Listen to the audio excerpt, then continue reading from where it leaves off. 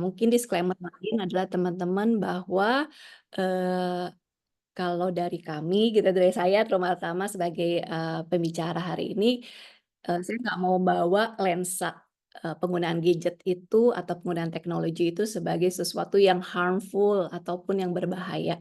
Gitu ya, ataupun yang harus kita hindari, say no at all gitu. Tapi justru, hari ini kita mau belajar bahwa penggunaan teknologi itu memang luar biasa penting dan berguna banget buat kita, tapi yang, perlu kita lakukan juga adalah bagaimana kita aware, kita menyadari penggunaan, teknologi itu, sehingga kita sudah bisa, mulai mengira-ngira di tahap mana nih, apakah kita sudah berlebihan ataukah penggunaan teknologi ini sudah, berpengaruh pada mental health kita, gitu. Nah, oke, hidup di dunia digital, ya tadi ya seperti saya sudah sampaikan sedikit bahwa, kehidupan kita di semua aspek sudah sangat tergantung dan sangat terbantu sebenarnya dengan teknologi, gitu. Dan, pengen tahu sebenarnya teman-teman sekalian penggunaan teknologinya, kalau yang ini spesifik mungkin screen time ya, berkaitan dengan penggunaan handphone-nya gitu ya, yang biasa kita bisa ngecek screen time kita berapa, gitu. Oke. Nah, yang dari, polling yang sudah dijawab ya teman-teman, saya mungkin bacain aja. Yang di bawah 2 jam itu ada 18%, antara 2 sampai 4 jam itu 9%, antara 4 sampai 6 jam itu 27%, di atas 6 jam itu ada 45%, gitu.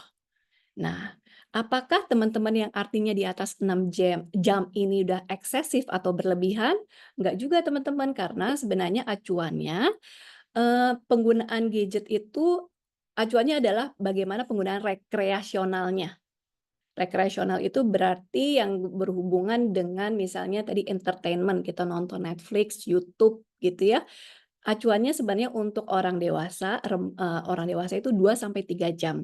Kalau remaja itu 2 jam. Tapi kalau misalnya teman-teman screen time-nya itu digabung untuk kerjaan, untuk cari informasi, untuk belajar, di atas 6 jam ya nggak masalah juga, gitu ya. Tapi ya tadi, yang penting untuk rekreasionalnya itu tidak lebih dari 2 jam sampai 3 jam sebenarnya itu acuannya, gitu. Gitu ya. Jadi thank you untuk, partisipasi teman-teman terhadap polling-nya. Mungkin kita ke slide berikutnya Bu Diana. Nah, kalau untuk anak usia 0 sampai 18 bulan ya, itu memang tidak disarankan untuk menggunakan gadget dulu. Tuh, nanti biasanya dibatasin hanya untuk kita lakukan video chatting aja. Nanti usia 5 tahun ke atas itu sekitar 1 jam. Dan itu perlu untuk didampingin sama orang tuanya. Jadi orang tuanya nonton bareng gitu ya atau main bareng dengan anaknya. Tapi kalau sudah remaja, sudah bisa sampai 2 jam. Balik lagi untuk rekreasionalnya gitu. Lalu oke, digital era ya. Kita masuk ke nomor 2 nih Bu Diana. Eee Penggunaan screen time paling banyak. Jadi untuk jawaban teman-teman ini yang paling banyak itu adalah sosial media di Instagram dan TikTok. Berarti ya seperti yang poin pertama ya, gitu. Nah, sebenarnya penggunaan sosial media termasuk Instagram, TikTok itu kan menjadi ruang kita untuk berekspresi ya. Kita bisa share, kita juga bisa mengkonsumsi, feed-feed gitu ya, hal-hal yang disampaikan atau yang ditampilkan oleh orang yang, masuk di Instagram itu gitu ya. Jadi, sekali lagi nggak selamanya penggunaan gadget itu atau teknologi itu, buruk. Karena tadi satu, positifnya sebenarnya bisa jadi kesempatan kita untuk berekspresi, kita bisa berkoneksi dengan orang lain. Tapi yang jadi negatifnya itu ketika, akhirnya memberikan perasaan tidak mampu teman-teman, karena nanti kita kalau lihat di slide berikutnya sosial media itu punya kecenderungan membuat kita jadi, membandingkan diri dengan orang lain. Itu yang nantinya akan jadi efek, yang kurang baik gitu. Lalu yang kedua adalah pembelajaran online. Teman-teman mungkin, sebagian besar ya pasti, waktu pandemi kemarin mengalami nih nggak bisa sekolah atau belajar tatap muka, jadi semuanya dialihkan ke pembelajaran online. Ada yang menggunakan Zoom, ada yang menggunakan Google Classroom, ada juga yang menggunakan platform yang lain gitu ya. Ini positifnya apa? Nah, itu jadi gampang diakses, kita nggak harus tunggu sembuh dulu atau beres dulu pandeminya baru bisa belajar gitu ya. Tapi sembari kita recovery terhadap pandemi itu, kita juga bisa tetap belajar, itu yang pertama. Jadi gampang diakses nih pembelajarannya. Dan sekarang pun kalau teman-teman ngecek gitu ya sebenarnya untuk pembelajaran, bahkan kalau saya sempat kemarin lihat, Harvard University pun ada free online-nya gitu ya. Jadi kita nggak harus ke sana, ke Amerika gitu ya, nggak harus bayar yang mahal, tapi kita bisa dapat pembelajaran juga. Kayak misalnya saya, eee, perlu kan untuk melakukan webinar, ikut workshop. Sebelumnya dia hanya bisa baca bukunya nih gitu ya, untuk misalnya Peter Levine gitu ya, Stephen Porges itu kan, tokoh-tokoh di psikologi yang sangat fenomenal dan legendaris. Nggak kebayang sebelumnya saya bisa dengar mereka langsung, tapi karena ada pembelajaran online ini, saya bisa ikut webinar mereka dan bisa dengar dari mereka langsung gitu ya tentang, materi-materi yang mereka ajarkan. Jadi, sangat baik sekali. Lalu berikutnya adalah berkaitan dengan gaming. Nah, ini gaming ini saya lupa masukin di polling ya. Nah, teman-teman di gaming ini kalau menurut riset katanya udah sampai 3 miliar gamers, berarti hampir setengah dari populasi dunia ya, gitu. Wah, luar biasa banget. Nah, gaming ini kan berarti, positif benefit-nya pasti memberikan kita rasa senang gitu ya, hobi, seru gitu ya. Bahkan bisa membantu kita di kognitif juga, problem solving kita, kemampuan kita memecahkan masalah, ataupun, processing speed, kita berpikir bisa lebih cepat karena kita sudah terbiasa dalam kegiatan si gaming itu. Namun, bisa juga negatif kalau udah sampai ke adiksi gitu ya, jadi kita udah nggak bisa berhenti lagi, jadi harus terus main terus-menerus gitu ya. Lalu ataupun ketika gaming ini membuat kita jadi menarik diri dari kehidupan sosial. Nah, itu harus diperhatikan. Lalu berikutnya adalah hiburan. Nah, hiburan itu yang tadi ya, Netflix, YouTube, gitu ya. Nah, itu seperti apa? Karena sudah bisa diakses kapan pun, di mana pun, kecenderungan binge watching-nya jadi lebih besar gitu ya, lebih mudah gitu. Kalau zaman saya dulu, kalau saya suka nonton satu sinetron, saya harus nunggu 1 minggu teman-teman untuk nonton lagi dan itu durasinya sekitar 1 jam dan setengah jam itu dipakai untuk iklan. Jadi lumayan, jadi harus nunggu seminggu seminggu seminggu. Satu sisi sih ya bikin rasa penasarannya, terasah gitu ya. Tapi di satu sisi ya bete juga harus pengen tahu kelanjutannya tuh harus tunggu seminggu. Walaupun sekarang kalau drakor juga begitu ya teman-teman ya. Kalau yang baru di-launching ya, kita harus tunggu minggu depan, minggu depannya lagi baru bisa nonton. Tapi kalau misalnya sudah season-nya udah komplit, kita bisa langsung binge watching ya, gitu ya, mhm. Nah itu. Nah itu yang perlu hati-hati teman-teman kalau dari riset sih bisa rata-rata orang kalau sudah sampai binge watching itu bisa sampai 6 sampai 7 jam. Kebayang dong ya pengaruhnya sama mata kita, sama badan kita, yang penting baik lagi aware. Hiburan ini kan justru tadi ya bagus untuk relaksasi, untuk kita sebenarnya escape sebentar, melarikan diri sebentar dari misalnya capek ngurus anak gitu ya, atau misalnya pembelajaran atau kuliah gitu ya. Ada kita, hiburan yang gampang terakses tinggal nyalain handphone, klik Netflix mungkin atau YouTube gitu ya, kita udah bisa dapat hiburan. Cuman yang harus diperhatikan balik lagi awareness-nya aja. Jangan sampai berlebihan dan itu memicu, perasaan tidak nyaman kita. Lalu berikutnya adalah komunikasi. Komunikasi itu berarti tadi berkaitan dengan WhatsApp, Discord gitu ya, bagaimana pengaruhnya terhadap kita. Satu, positifnya kita gampang connect sama orang lain. Kita bisa membuat jaringan dengan orang lain gitu ya. Tapi, negatifnya bisa saja membuat kita jadi, notification anxiety gitu. Jadi teman-teman dikit-dikit ngecek, "Ada nggak ya WhatsApp buat saya? Ada nggak yang harus saya bales cepet-cepet?" Gitu ya. Ataupun misalnya kalau kita posting Instagram ngecek lagi, likes-nya udah nambah belum dan sebagainya. Itu pun, harus diperhatikan gitu ya teman-teman. Nah lalu berikutnya adalah e-commerce dan layanan online. Nah ini nih yang ibu-ibu atau kita semua justru ya, semua senang banget dengan layanan online, nggak kebayang kebeli, jadi kebeli. Kayak misalnya kemarin pembelian terakhir saya adalah pembersih kerak setrika teman-teman. Dulu mah kalau kita di supermarket kayaknya nggak ada yang jual begitu, nggak kepikiran. Kayaknya kalau kotor ya udah pasrah atau harus mau nggak mau beli yang baru. Sekarang begitu pernah lihat ada yang iklanin gitu ya, oh ternyata ada pembersih kerak setrika, tinggal cari, klik, datang deh gitu ya. Nah tapi di satu sisi karena itu sangat mudah terakses, tentu saja harus memperhatikan juga jangan sampai kita jadi boncos ya. Jadi, pengeluaran Jadi yang di luar, seharusnya harus diperhatikan. Oke. Nah, yang berikutnya berkaitan dengan layanan online ini adalah teman-teman, karena sangat mudah terakses dan pilihannya banyak, teman-teman itu nggak sih, apa, sering sakit kepala atau bingung sendiri harus memilih yang mana? Misalnya satu produk ini gitu ya, skincare ya, skincare Korea gitu ya, ada yang harganya 60.000, ada yang harganya 500.000. Packaging-nya sama, itu gimana? Nah, itu kan membingungkan ya harus memilih. Lalu atau misalnya harganya mirip-mirip, dua-duanya mall gitu ya, eee, mall Shopee gitu, atau dua-duanya misalnya tapi harus memilih yang mana, beda 1.000, 2.000, harus cari mana yang gratis ongkir dan sebagainya. Nah, itu terdengar sederhana, tapi untuk di otak kita itu capek sekali karena banyak hal yang harus kita, pertimbangkan dan kita khawatir untuk salah mengambil keputusan.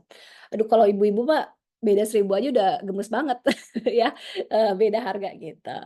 Oke, next slide Bu Diana.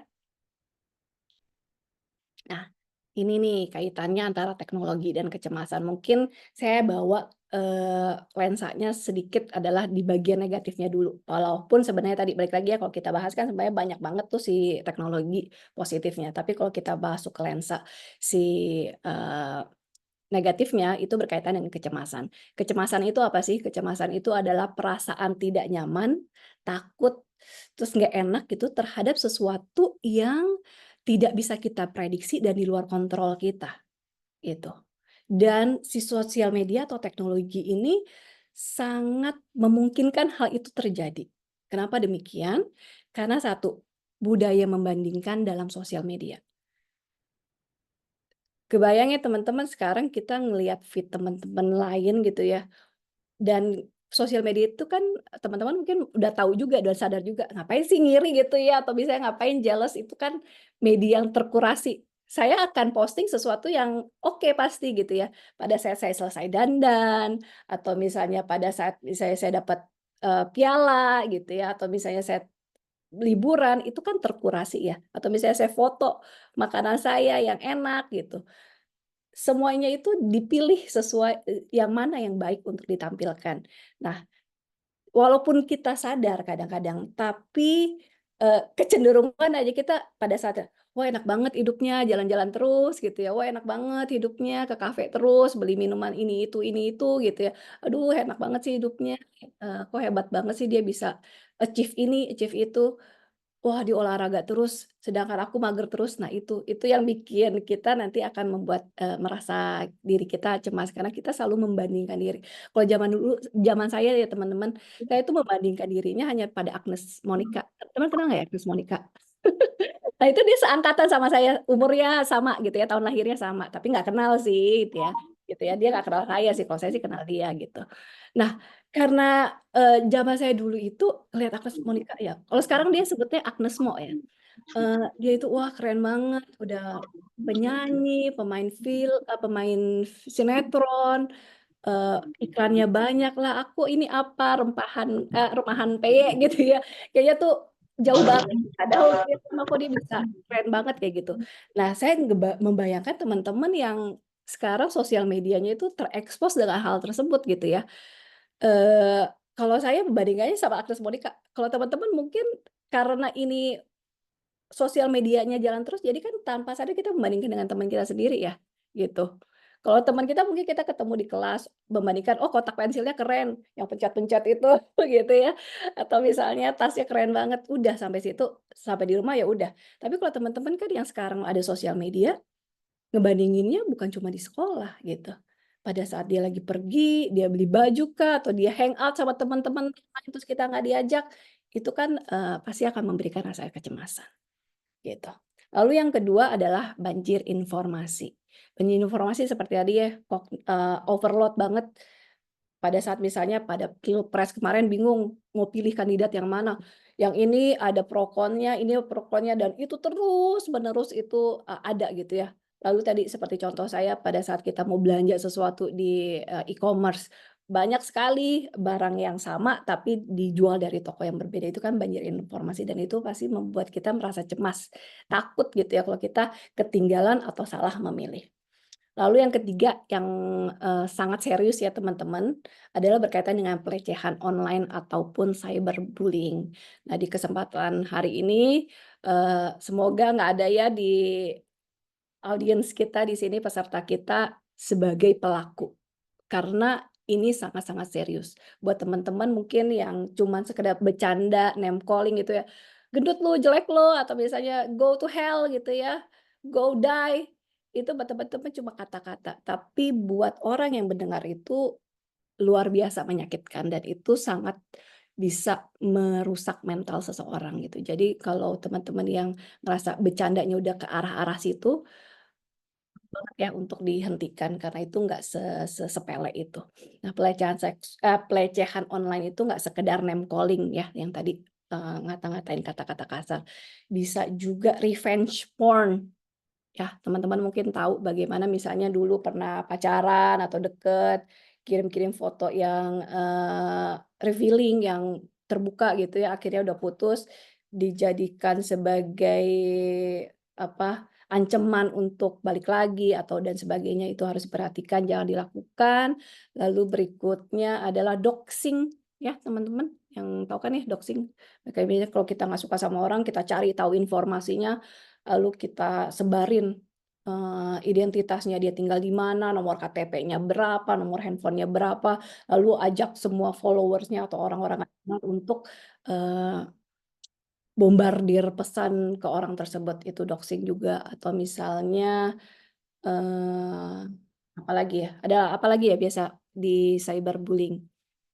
Nah, di cyberbullying ya misalnya flaming gitu ya, ketika bertengkar akhirnya memuncak memuncak memuncak memuncak memuncak juga itu harus diperhatikan jangan sampai terjadi. Jadi ataupun bikin rumor, bikin cerita gitu ya, ada nggak suka satu orang lalu kita bikin cerita, "Oh dia kan pelakor, dia kan bla bla bla." Padahal itu ngarang, tapi orang yang baca merasa itu fakta, akhirnya melihat orang itu jadi seperti itu karena ketidaksukaan, itu yang, berbahaya. Yang bedanya bully sama cyberbullying ya teman-teman, sama seperti tadi, kalau bully kan kita ketemu sama pelakunya itu di sekolah gitu ya, atau misalnya di tempat kerja. Tapi kalau cyberbullying itu kayak menghantui kita di mana pun. Kita nyalain handphone di WhatsApp ada dia, atau misalnya kita nyalain sosial media ada dia lagi. Jadi itu membuat, perasaan si cemas itu, ketakutan itu semakin besar buat si, korbannya. Karena dia merasa dihantui terus, satu, dan yang kedua adalah nggak berdaya. Karena seolah-olah mau ganti nomor ketahuan lagi gimana, diblok nanti dia pakai nomor lain dan seterusnya itu, teror banget sih gitu yang jadi penting banget untuk diperhatikan. Lalu berikutnya adalah fear of missing out atau FOMO. Nah, FOMO itu berarti ketika kita perasaannya yang luar biasa, kita ngecekin terus apakah kita itu ditinggalin sama teman kita, atau misalnya teman lagi ngumpul, kitanya nggak ada. Ataupun misalnya berkaitan dengan idol, misalnya kita memastikan ngecek terus nih, sosial medianya jangan sampai kita ketinggalan berita yang pertama kita, itu FOMO. Itu kan berkaitan dengan bagaimana kita jadi secara kompulsif terus-menerus untuk melihat sosial media kita atau gadget yang kita pakai. Dan yang terakhir adalah berkaitan dengan gangguan tidur. Kalau misalnya penggunaan kita sudah eksesif gitu ya, udah berlebihan, sebelum tidur, itu akan mempengaruhi si kualitas tidur kita, durasi tidur kita, dan nantinya kita bangun pun nggak akan seger, dan itu akan mempengaruhi, kegiatan kita sehari-hari. Dalam belajar, dalam bekerja gitu ya, kita mungkin jadi nggak fokus, jadi kualitas pekerjaan kita juga nggak maksimal, gitu. Nah itu, bagian si kaitan teknologi dan kecemasan. Nah kalau yang tadi kecemasan, eee, oke, ini berarti udah di-skip aja ya Bu Diana karena saya sudah, go through bahas satu-satu. Berarti kita masuk ke setelah gangguan tidur. Mhm. Nah, ini yang tadi ya, teman-teman. Oke. Nah, ini untuk menjawab pertanyaan ketiga sih. Kalau tadi kan saya sempat sampaikan ke teman-teman ya, boleh kira-kira aja apakah saya cemas apa tidak. Tapi kalau ini kriterianya, atau tanda-tanda apakah teman-teman sebenarnya mengalami kecemasan. Dan kali ini kita fokusnya di bagian teknologi. Yang pertama adalah kita lihat dari 3 aspek nih, dari perilaku, emosional, dan fisik. Kalau perilaku, ini sudah sampai tahap menghindari aktivitas online. Jadi kalau sudah cemas karena teknologi, dia bisa benar-benar cabut SIM card-nya mungkin, dia nggak beli kuota atau dia, hapus, delete semua sosial media yang buat dia nggak nyaman. Jadi udah sampai tahap itu. Lalu yang kedua, kalau dari gejala perilaku adalah kompulsif memeriksa soal sosial media. Jadi dikit-dikit ngecek, dikit-dikit ngecek, dikit-dikit ngecek. Dan yang ketiga adalah dalam hal gejala perilaku biasanya irritability atau dia jadi mudah marah atau agresif. Nah, coba teman-teman ngecek diri sendiri apakah sudah di tahap inikah teman-teman dari segi perilaku menghindari aktivitas online. Jadi sudah di-cut off tuh semua, yang tadi sosial media ya terutama, atau dikit-dikit ngecek atau udah sering emosi sendiri gitu ya. Itu berkaitan dengan gejala gejala perilaku.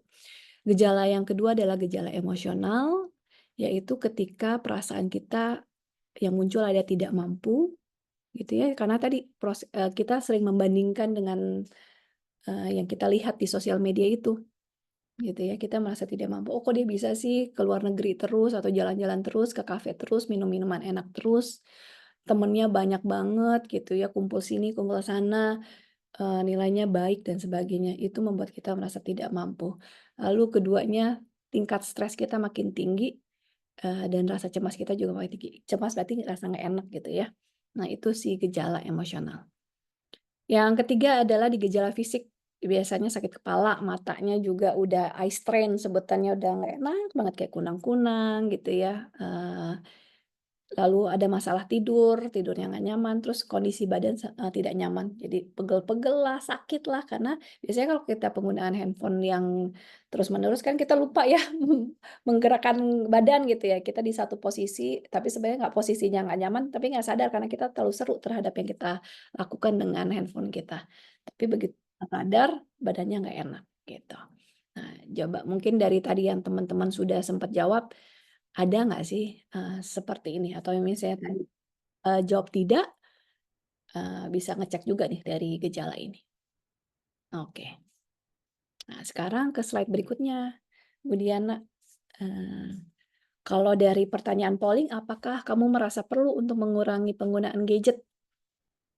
Jawabannya 67% merasa perlu. Yang 33%-nya itu sepertinya belum, katanya gitu ya. Nah, berarti ini strategi untuk mengatasi kecemasan di era digital untuk teman-teman yang merasa perlu, ataupun yang merasa belum perlu tapi ngelihat ada, sekelilingnya, entah kakaknya, adiknya, orang tuanya, atau teman-temannya yang tadi sudah menunjukkan gejala-gejala itu, mungkin ini bisa jadi informasi tambahan sehingga ketika perlu, bisa kasih saran gitu ya ke orang yang membutuhkan. Nah, kalau dari kita ada 4 yang bisa dilakukan strateginya. Yang pertama digital detox, yang kedua mindful social media use, ketiga adalah balance between online and offline life, yang keempat adalah sleep hygiene. Kita lihat satu persatu ya. Silakan Bu Diana untuk slide berikutnya. Untuk digital, detox. Nah, ini saya tampilkan juga berkaitan dengan, jurnal atau riset yang dilakukan. Jadi bukan sekedar si Novi yang ngomong nih, tapi dari jurnal atau riset yang dilakukan menemukan bahwa, partisipan yang mengurangi penggunaan sosial media sampai 3 minggu menunjukkan penurunan signifikan dalam depresi dan kecemasan. Digital detox itu adalah, eee, perilaku yang sadar kita lakukan untuk taking a break, kita ambil jeda terhadap penggunaan si teknologi itu. gitu. Nah, digital detox itu bisa harian, bisa mingguan, bisa bulanan, atau situasional. Kalau harian berarti misalnya kita cek, kalau misalnya udah sekitar 1 jam memakai, mungkin kita bisa rehat dulu 5 sampai 10 menit, baru kita, lanjutkan lagi. Kalau mingguan biasanya disarankan itu Sabtu atau Minggu ketika nggak harus gunain ini untuk kerjaan atau sekolah gitu ya, bisa dipakai setengah hari itu benar-benar nggak dipakai gitu. Jadi kita nanti di next-nya adalah kita pakai untuk kegiatan yang real life-nya gitu. Kita ketemu teman, ngobrol sama teman, atau jalanin hobi kita di luar si gaming itu mungkin gitu ya. Nah, kalau udah di 3 minggu aja kita lakukan digital detox itu bisa mengurangi, mental health issue ini nih berkaitan dengan depresi dan kecemasan. Lalu berikutnya, Bu Diana, adalah mindful sosial media. Nah ini kalau ini bedanya sama-sama kita perilaku sadar kita, kalau ini adalah kita mengkurasi, kita menfilter mana-mana aja yang kita, follow ataupun yang kita konsumsi. Jadi biasanya yang jadi problem adalah kita mindlessly atau tanpa sadar itu scrolling scrolling scrolling aja. Apalagi sekarang kan, eee, prinsipnya itu pada saat kita scrolling nggak pernah end ya, nggak pernah habis ya. Kalau scrolling ada lagi yang baru ada lagi yang baru ada yang lagi yang baru. Nggak sadar tahu-tahunya sudah 2 jam kita habisin waktu kita tadinya mau break aja nih, misalnya lagi ngerjain tugas, aduh capek, bosan, kita mau break aja sekitar 5, 10 menit rencananya tadi untuk misalnya ngeliat Instagram gitu ya. Nggak sadar karena terus scrolling dan nggak selesai-selesai, akhirnya sampai 2 jam. Nah ini yang, kalau dari strategi yang kedua adalah kita perlu mindful, jadi secara sadar kita memfilter siapa yang kita follow dan apa yang kita lakukan dengan sosial media kita, gitu. Kalau menurut, jurnal dari American, Psychological Association 2021 melaporkan individu yang unfollow akun yang berbahaya, berbahaya ini termasuk kalau ini subjektif gitu ya, karena ini subjektif karena kita yang ngatur gitu ya, termasuk misalnya temen atau keluarga yang, eee, postingan-postingannya itu bikin kita nggak nyaman, gitu ya. Kalau misalnya kita lagi, merasa bahwa, "Aduh kayaknya gue lagi nggak sanggup deh ngeliatin kebahagiaan dia," gitu ya. Ya nggak apa-apa di-mute dulu atau kita unfollow dulu gitu. Karena itu, kalau yang berbahaya buat kita. Dan hanya follow feeds yang menampilkan konten positif yang memberikan inspirasi buat kita, yang bisa, meningkatkan self esteem kita. Nah itu akan menurunkan si gejala, kecemasan itu. Atau misalnya teman-teman lagi hobi masak, follow-lah misalnya yang, masak-masak gitu ya, ya kasih resep-resep buat dikerjain atau misalnya hobi art atau hobi beberes gitu ya, bisa di-follow-follow aja seperti itu. Jadi itu kasih inspirasi, kasih kita semangat juga untuk, bikin hidup kita jadi lebih baik gitu ya, lebih produktif. Oke, yang berikutnya yang ketiga, seimbang antara kehidupan online dan offline. Jadi melakukan aktivitas fisik, outdoor, hobi, dan interaksi tatap muka. Ini penting banget teman-teman. Jadi, pada saat ada kesempatan, ada tawaran temen gitu ya, makan yuk bareng, ngopi bareng, terimalah. Terimalah untuk lakukan itu karena walaupun kita sering chatting sama orang itu akan berbeda ketika kita melakukan pertemuan offline, gitu. Karena kalau online itu bedanya kan, kita bisa jawab entah kapan, lalu kita bisa fake banget kan, kita bisa pura-pura baik, "Wah, Kakak," ketawanya sampai nangis-nangis, tapi hatinya menangis sebenarnya gitu ya. Nah itu pada saat kita offline kan nggak bisa gitu ya, kita bisa ngelihat semua indera kita tuh kepake. Kita kita harus fokus terhadap orang itu, kita bisa denger nadanya, kita bisa lihat body language-nya, kita bisa smell parfumnya mungkin atau bau badannya. Nah, itu kan semua kaya banget yang kita nggak dapet di online. Dan itu perlu sekali untuk tetap ada. Karena, gimana pun, interaksi sosial di online itu membantu, tapi akan lebih ideal kalau di offline. Online itu ada membantu, tapi tetap aja rasa, eee, loneliness itu, kesepian itu masih bisa dirasakan. Beda kalau kita ketemunya offline, gitu ya. Jadi nggak cuma ketemu teman, kalau ada hobi apa, gardening gitu ya, berkebun kah, lihat-lihat tanaman kah? Atau apa, trekking kah? Atau ngelihat danau aja kah? Atau misalnya olahraga maraton kek, apa cuma jalan sore aja, itu akan sangat baik kalau dilakukan juga. Jadi kita nggak di rumah terus, main dengan handphone terus, tapi ada keseimbangan gitu ya. Oke. Lalu yang terakhir adalah kebiasaan tidur yang sehat. Dari Journal of Clinical Sleep Medicine di 2021 menemukan individu yang menghindari screen time setidaknya 1 jam sebelum tidur, kualitas tidurnya meningkat dan mempengaruhi penurunan rasa cemas. Jadi strategi berikutnya teman-teman, coba teman-teman lihat kebiasaan tidurnya gitu ya.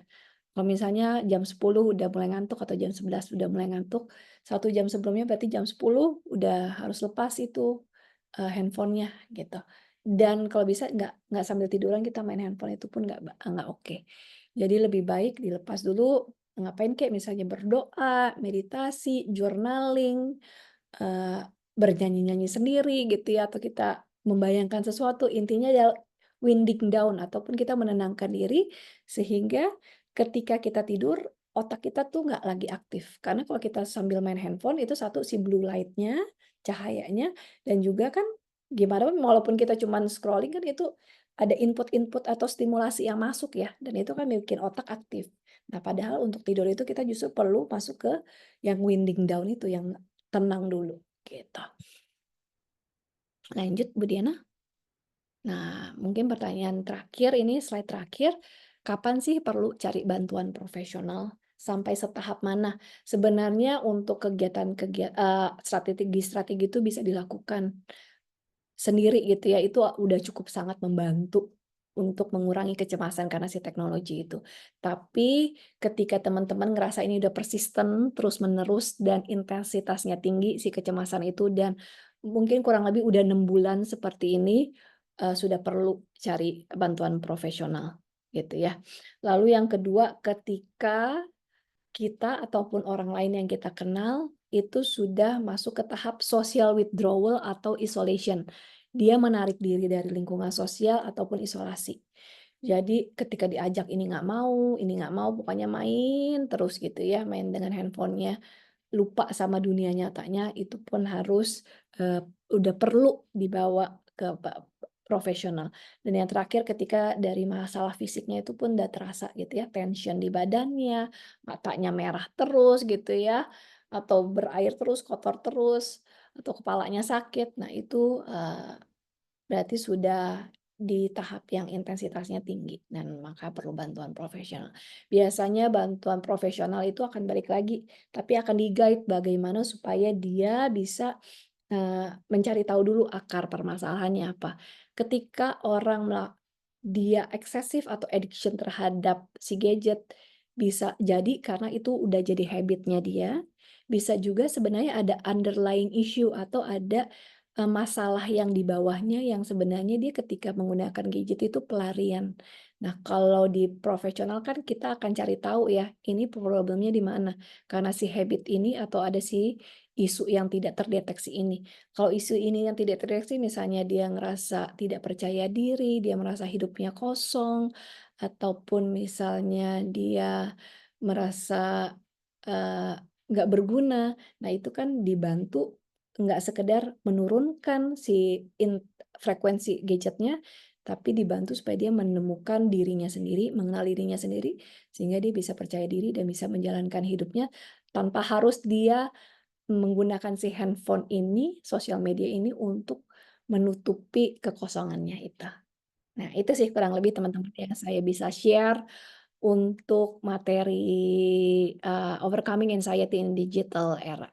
Terima kasih untuk perhatiannya.